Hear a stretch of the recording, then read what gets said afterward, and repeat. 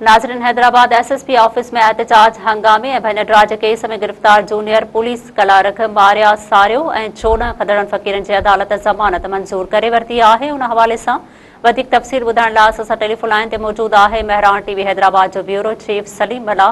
जी सलीम, वधीक अपडेट कजो।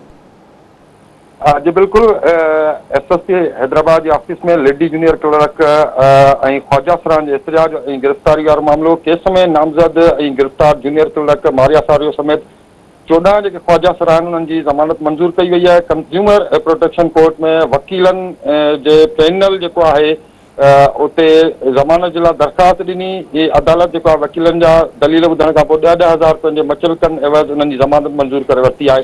अदालत जो है केस की ॿुधणी 17 जून ताईं मुलतवी कई है। 3 जून ते एसएसपी ऑफिस में जो जवाबदार उन्हनि खे गिरफ़्तार किया हो। लेडी जूनियर जो क्लर्क आई जो ख्वाजा सराहन 3 जून ते एसएसपी ऑफिस के अहाते में एहतजाज किया हो।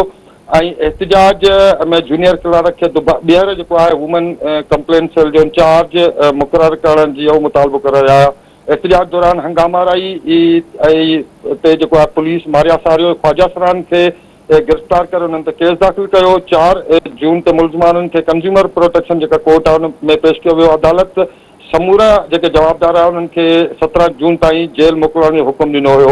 इन वक्त अदालत जो है 10,000 रुपये के मचलकन एवज़ जो समूरा जवाबदार उनके आज़ाद करण जो हुक्म ॾिनो है।